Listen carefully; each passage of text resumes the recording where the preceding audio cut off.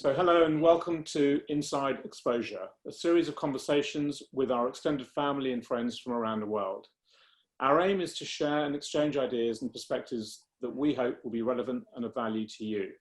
There's never been a more important time for us to be able to put things out there and provoke positive debate. Today I'm delighted to introduce you to Sir John Sorrell and Ben Evans, founders of the London Design Festival. The festival was launched in 2003 and has gone on to become the world's most definitive and progressive showcase of design and creativity, catering to huge global audiences and representing a breadth and wealth of talent that London hosts every year. This year, we've chosen to talk about a very specific subject, and the clue is in the title, The Show Must Go On. So with reference to that title, I want to ask you both, Ben and John, what's convinced you to launch the festival in this incredibly challenging and unpredictable year?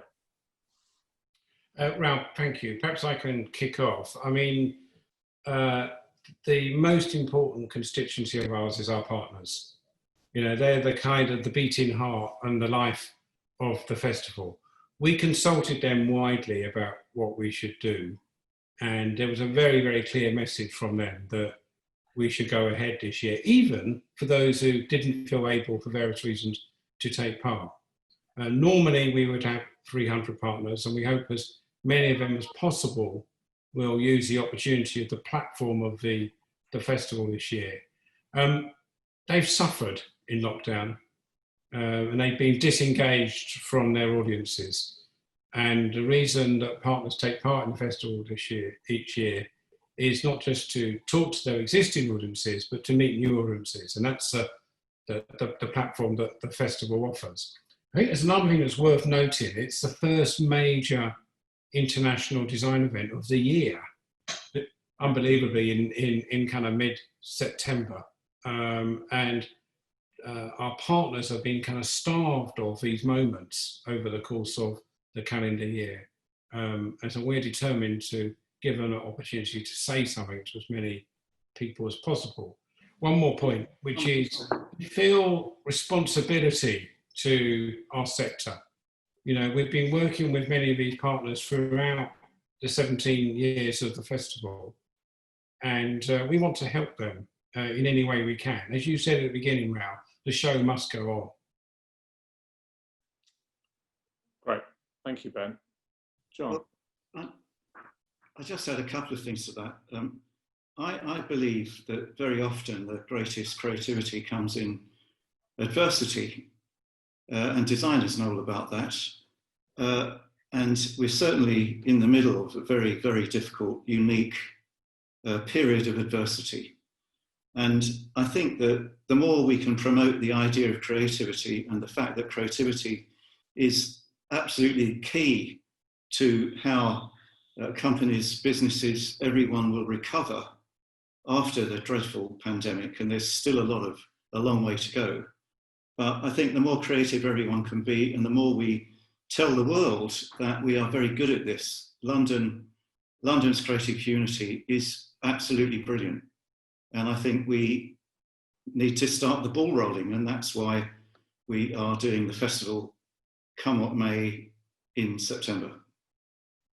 I mean, I think, you know, it's incredible to think how much time has already passed since the pandemic started. And here we are sort of staring into the face of the festival, which will be taking place in September. And that will be the first significant festival of its kind this year. I mean, it's a huge sort of accolade, actually, and tribute to you both to have the sort of, you know, not just desire, but have the wherewithal to put a show on.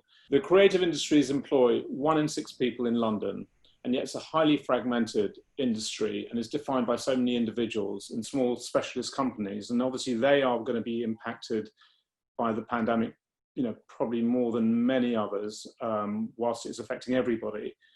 You know, how has COVID-19, you know, hit those individuals and small businesses, and how will it continue to impact, you know, the industry that's so vital to the UK and the global economy?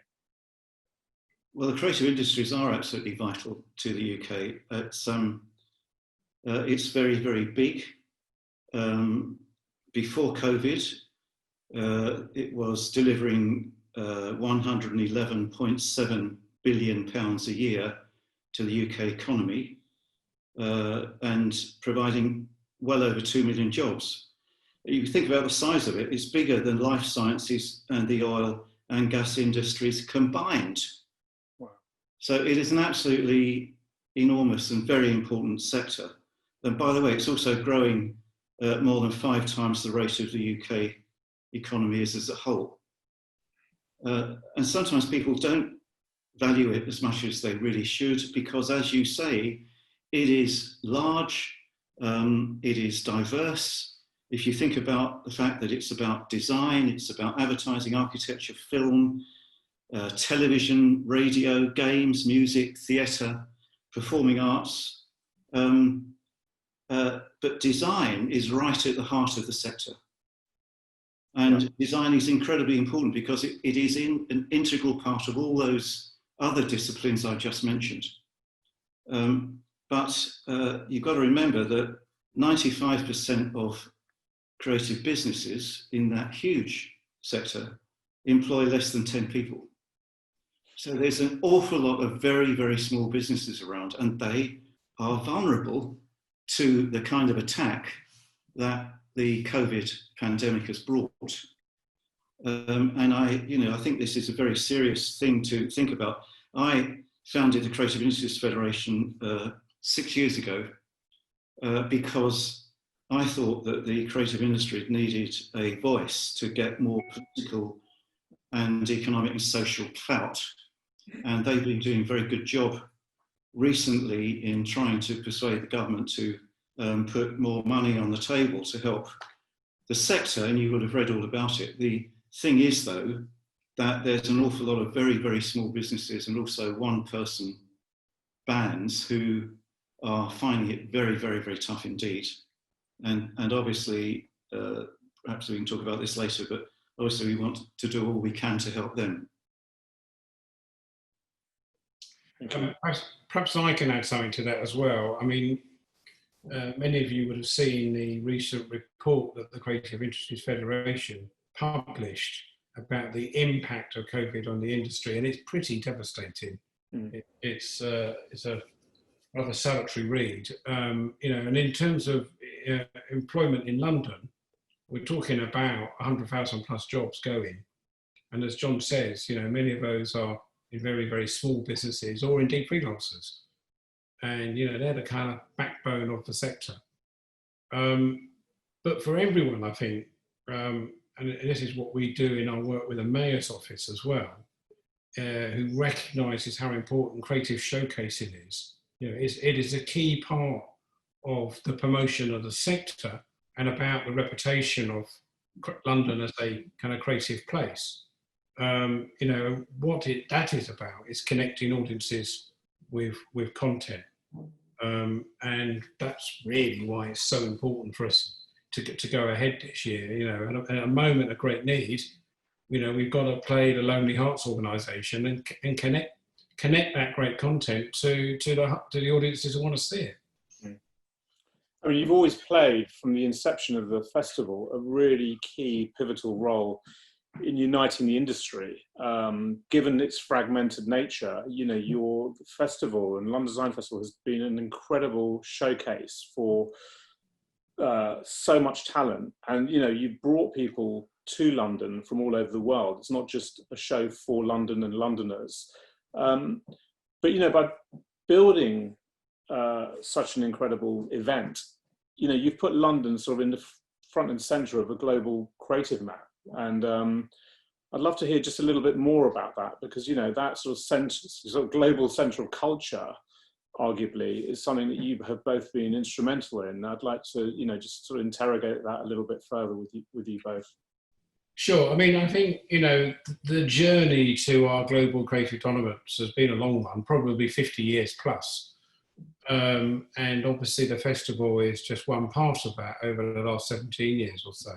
But it's worth reminding ourselves, I think, in the design sector, when we started in 2003, I think there were 5 or 6 global cities doing design promotion events.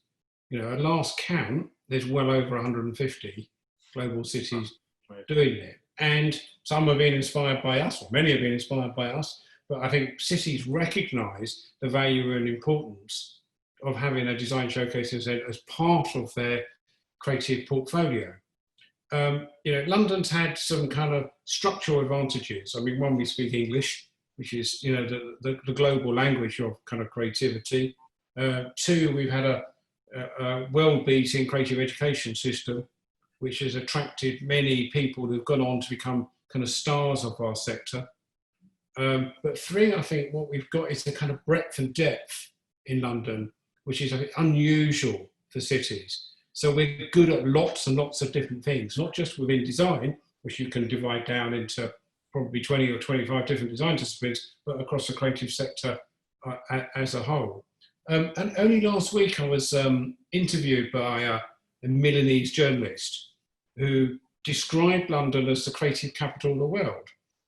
And I had a kind of quiet chuckle to myself that, in design terms, Milan is arguably our kind of rival city. Design is very, very important in Milan. But I just thought, my God, the message has got home.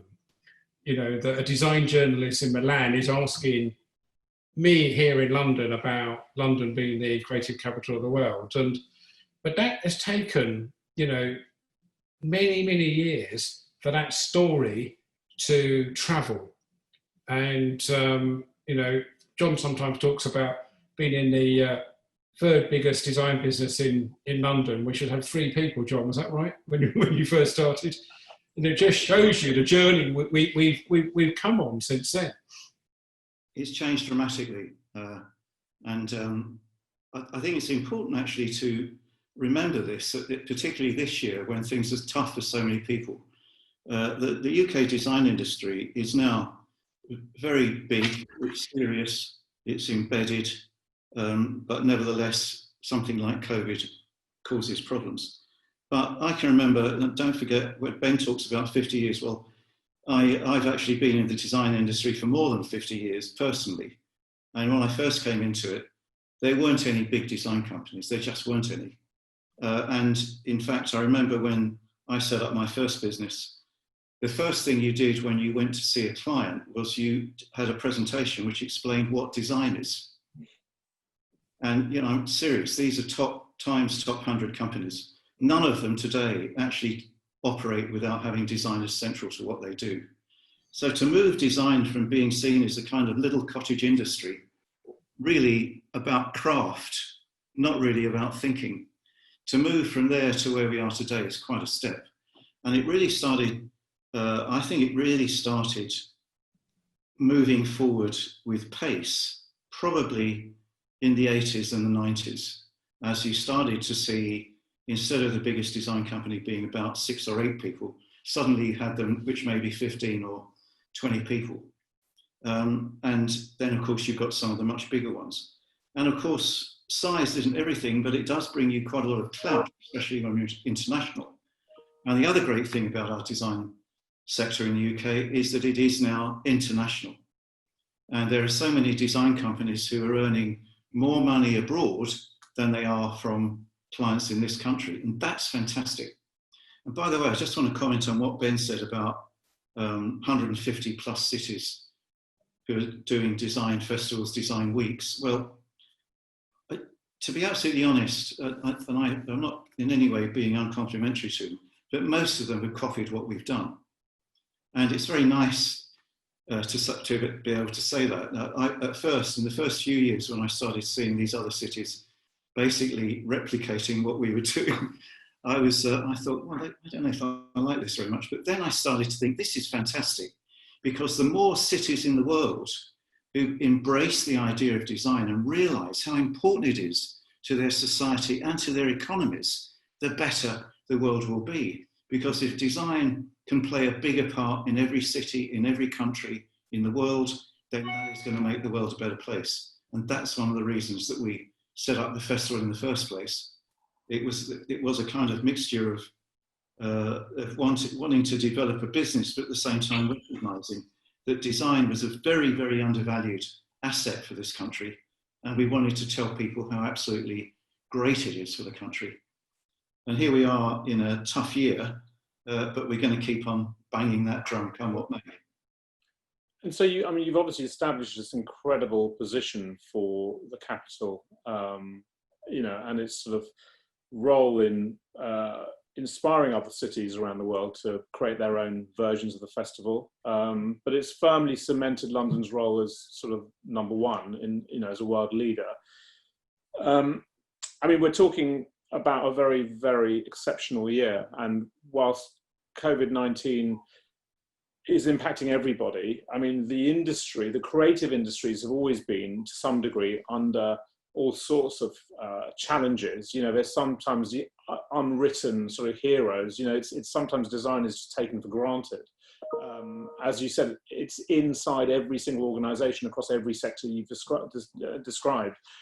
What do you see as the biggest challenges that both our position in the center of a sort of, global creative landscape, as well as the industry? What are the challenges you envisage, which I know through the festival you address to some degree anyway, but John, perhaps you want to just give me a perspective on that. I think this is a really great question, which actually deserves a long discussion, but I'll try and be quick. One word answer: adaptability. Right. What we all need to do right now is adapt. As we all know, people are they've been having to adapt for the last few months because everyone's been working at home. So, I certainly wasn't doing lots of conferences via my laptop, meetings via my laptop. Most people are doing this all day now. So everyone's adapting to the use of technology to do things like meetings. And I think that businesses are beginning to adapt and change to what is a new reality. And design, of course, has a huge part to play in that. Designers are the people who are able to think their way through the problems that businesses faced, and they've got a big role to play. So I think for London to stay in its leadership role, everyone in the creative sector has to think about how to adapt. Just think about the challenges facing theatres, for example. We know about their problems right now. How are they going to get out of this terribly difficult situation they're in? Restaurants, of course, are starting to try, but it's going to be difficult. It's easier for others. But so the ones who are going to succeed are the ones who adapt quickest and best. So we need to look at best practice. We need to share ideas. We need to talk about how to adapt everything that we do. And for London, we want to stay absolutely at the top of the league table, top of the Premiership. Sorry, I'm making. I know these two guys I'm talking to both like football, like I do. So, football analogies are always great. So the thing is, it's quite difficult being at the top because everybody wants to get your place. We have huge advantages, and Ben talked about some of them earlier. But my goodness, we're going to have to fight to stay in front with creative education. Everybody's catching up very fast.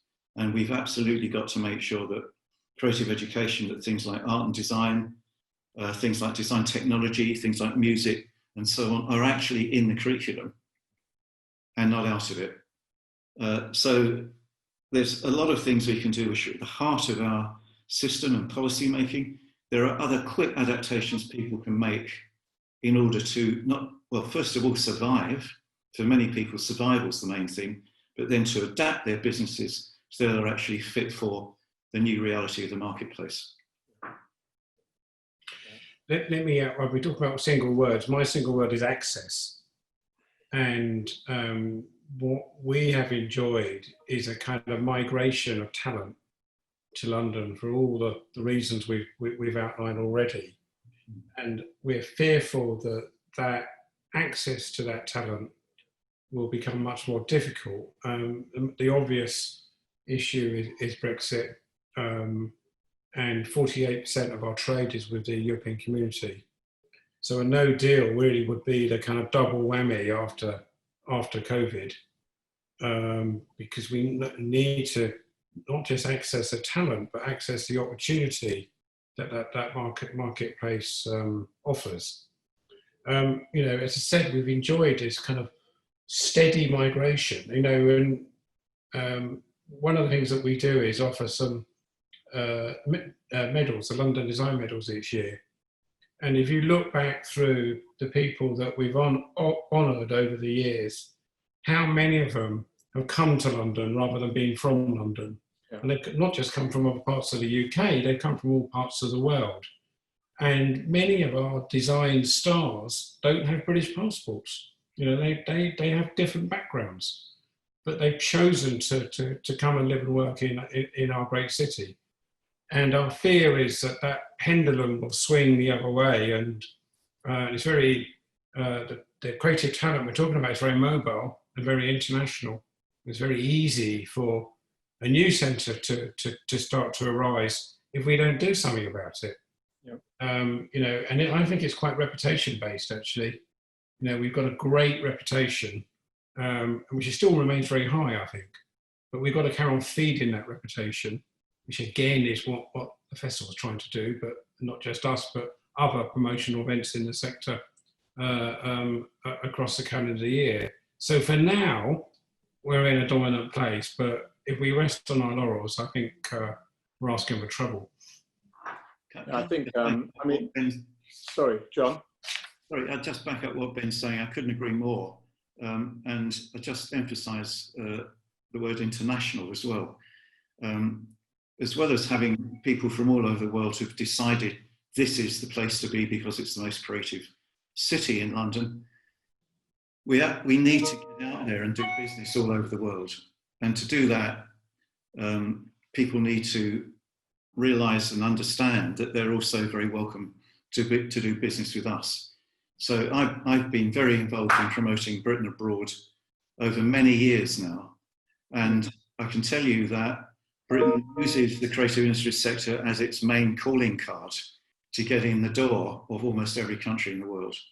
And I know we've got all kinds of other things that we want to do trade with, but the creative industries sector are, you know, immensely respected, immensely liked, and welcomed wherever we go. We need to do much more of this in the future. And you know, people who are watching this, whether they're from design or from other creative sector areas, you know, we really have to work together to make sure that we keep on promoting and making the best case for British creativity everywhere, because we need to export. People think it's funny when you talk about exporting creativity, but we do. We're highly regarded for our creativity, and it's the most amazing export product.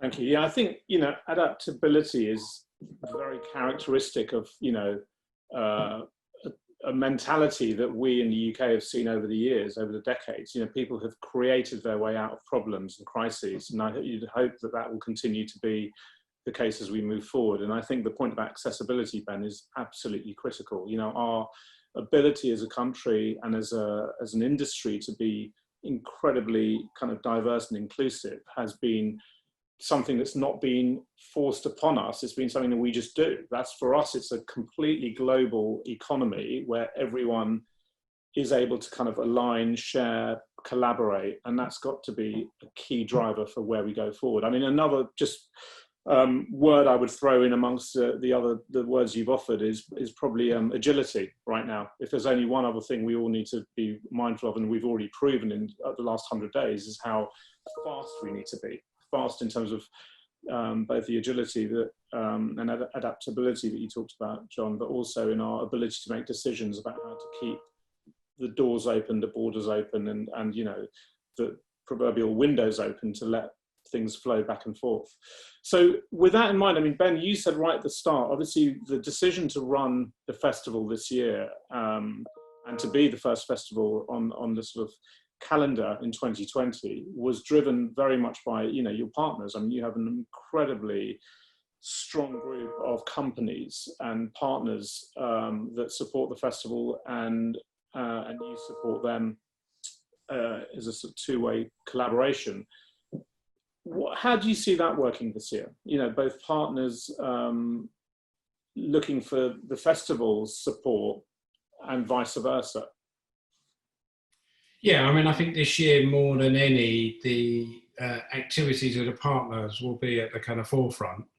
I mean, we tend to do a small number of kind of high-profile projects in very, very public places, such as the V&A and Trafalgar Square. And we won't be doing that this year for all of the obvious reasons. Yeah. A couple of smaller projects, which I'll talk about in a minute.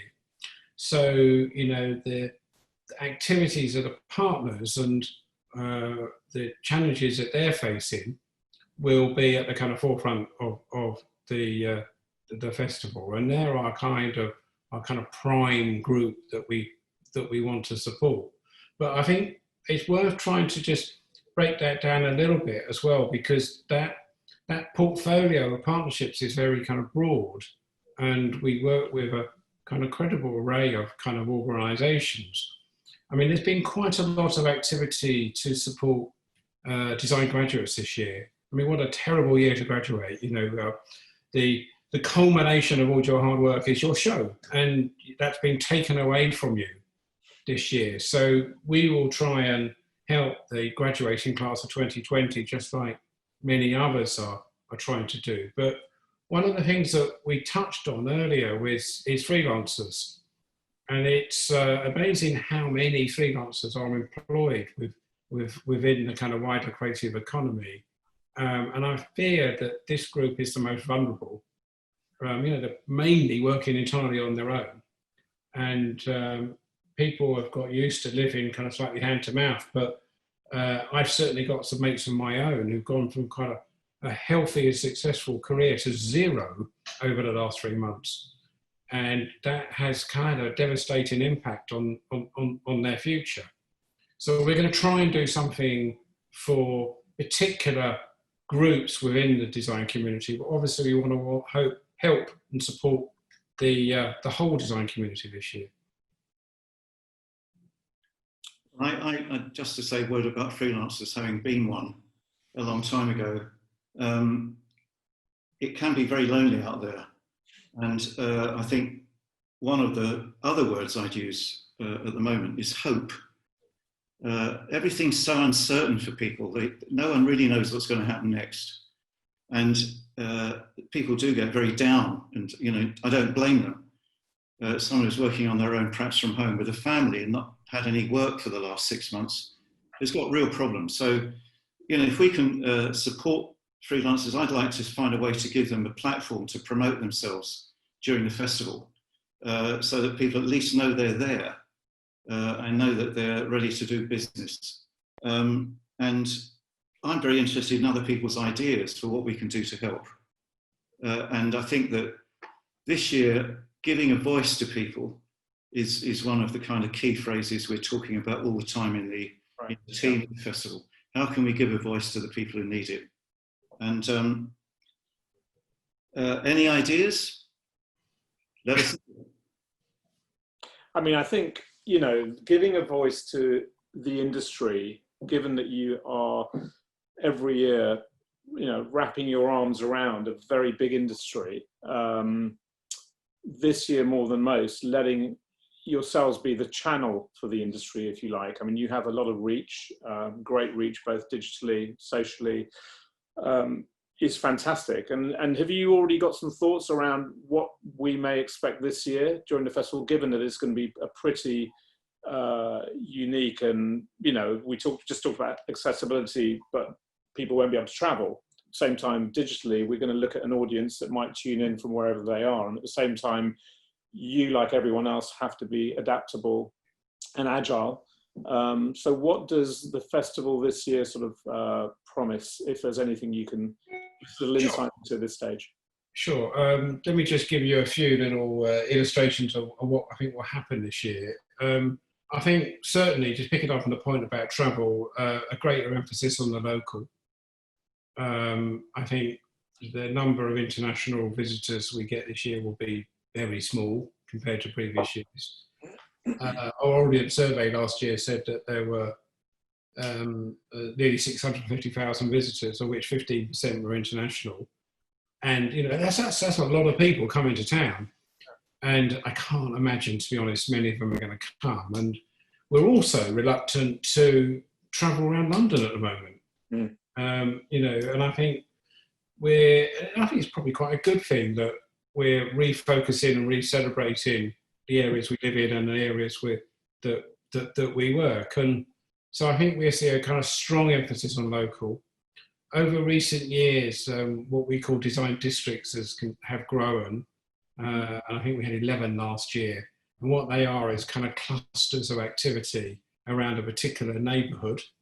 And I hope as many of them as possible will happen this year. So you can go to a particular area and everything's walkable.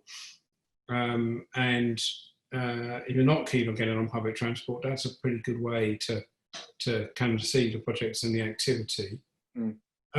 We have got a couple of what we call commissions. We're working with Studio Weave, who've designed a pretty amazing curvaceous greenhouse, which is kind of down on the edge of the Olympic site in Stratford, with a horticulturalist, Tom Macy, who's going to create a kind of plantscape, if that's what we describe it, inside. And actually that project will be there for a year and it will evolve over the seasons. We've never done a greenhouse before, so that's quite exciting for us. We're also working with a youngish French designer called Marlène Hussoud, who's based in Paris, who, it's slightly hard to describe what she's doing, but she's been very much inspired by sea creatures, kind of jellyfish and octopuses and all sorts of things, and is designing a kind of inflatable sea creature that you make move and inflate through collective action. So it's something we will all do together, and that would be at King's Cross by Central St Martin's College of Art and Design. And we're also looking at, because I think this year, I think John mentioned this earlier, it would be quite a lot about issues and ideas. And we're looking at a campaign on circular design, and the Ellen MacArthur Foundation's been doing some kind of great work on circularity of design. Right. And, because increasingly the sustainable story is important. And of course, designers are problem solvers. And, we think they can help fix some of the major problems that the world is facing at the moment. We'll see a lot more digital activity. Everyone's trying to do that. We're looking at doing a program of activity where we kind of act as a broadcaster. So tune in at a certain time on a certain day, rather than trying to go to a particular part of the city. Because we just want to try and make it as accessible as possible for audiences, both who want to come and see physical things, but on the other hand, would rather stay at home and tune in. So that's a kind of snapshot of some of the things you'll get to see this year. Well, I think I'd also talk about the fact that as someone who, I love planning and strategy, I like to get everything sort of ordered. This year is going to be completely different because there's going to be an awful lot of last minute decisions made. So we're already finding every day goes by, more people get in touch saying, we want to get involved. And I think we'll find more and more as we get closer to the festival, more and more people will want to do things. Retailers who haven't quite decided exactly how they're going to get going will get going, and then they'll want to be involved in the festival. As Ben has said, we're going to try and do what we can for graduates. We're certainly going to do things with freelancers. We're going to do everything we can to give people a voice. We're going to celebrate great designers through the London Design Medals this year. And obviously, that is likely to be virtual in the way we do it, but I think it could be absolutely brilliant. And the other thing is that the guide will be different this year. Everyone's familiar with the very thick, very full publication, which, as you might imagine, takes quite a long time to put together and produce and print. This year, to help all our partners who are making decisions about what they're doing, we're going to do it very, very late in the day. So it's going to be a just-in-time piece of work. And it's going to be, the idea is to give as many people as possible the opportunity to be in it. So there's people saying, well, we're not quite sure what we would say yet, but they'll probably know in next week or in 2 weeks' time or 3 weeks. So We're going to cater for them. Pentagram have designed a great way of doing it, absolutely fantastic. And I think it will be nice to have something very different in this special year. So I'm incredibly optimistic, full of hope about what the festival can be. And I hope that everyone involved in it feels that it's absolutely what they really would want in a year like this. I mean, firstly, thank you both. It's fantastic listening into some of the, insights and wisdom, but, really importantly, listening to how you're taking all the things you've shared with me today, and you've already kind of got them as sort of in play for the festival that's happening this year. So I think the idea of, even in a business and an industry like design being so led by, so art and science, but precision as well, to have this flexibility around imperfection and this ability to be, able to do things very kind of close to the dates. And by the way, 12th to the 20th of September 2020, for anyone that is needing to put it in the diary, now is your time, so the 12th to 20th. But from those, that point backwards, to be able to kind of update, adapt, and as Ben said, even broadcast live is already adding a very different dimension to the festival, and I think very much reflective of what people will expect and want, and perhaps accelerate a new audience that might not previously have engaged with the London Design Festival in the past, beyond design and creativity, perhaps even. I think it's, as I said several times already, it's been a challenging year, and it won't be less challenging. I think we are starting to sort of normalize what we felt 30 days ago, 60 days ago, and actually, just before we entered into lockdown on the 23rd of March, the unknown that we were entering. But I feel very optimistic about what you have both got planned, what your partners are bringing to the party as well, and what, the support you get from your, commercial partners, what their commitment to the festival this year, I think says a lot about how much belief there is, not just in your festival, but the importance it plays in, flying the flag for the industry. So thank you very much. I don't know if you've got any final thoughts, Ben or John, you want to... we've all been listening, we're in a period of cancellation and postponement. All the gigs that we've normally wanted to go to are just off and not happening. So there are a few things that will be happening, including our event in September and beyond. So that is a step forward in terms of returning to kind of normalisation. So my appeal really is take part and come and see and spread the word. And I hope that many other people will be making steps forward to start doing stuff again. And the best place for people to get updates as things are confirmed, as new parts of the festival are announced, is that online? Is it best at London? Yeah, absolutely. But follow us in the different social media channels, and right. You'll find out everything you need to know. Yeah. So the londondesignfestival.com site, but obviously Instagram and everything else, very active. Like everyone, we do all of them now. Thank you both very much. Really enjoyed the conversation. Thank you for making time. And I hope you and your respective families are well, safe and healthy as we head towards September. Thank you for asking us, Raoul, and look forward to seeing you soon. Thank you, Raoul. It's been great talking. See you soon. Always a pleasure.